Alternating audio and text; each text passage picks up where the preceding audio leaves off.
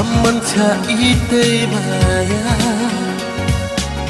Chanaki utip lura Kamvasya pohapa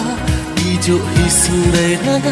Boydu ihima ai Aini hapruthai terjubab yana Kamancha itemaya Chanaki utip lura Kamvasya pohapa Ijo hisindaya Boydu ihima ai Aini hapruthai terjubab yana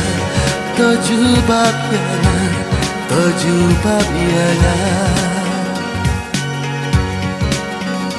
Hakit kor prosndei uklam siyo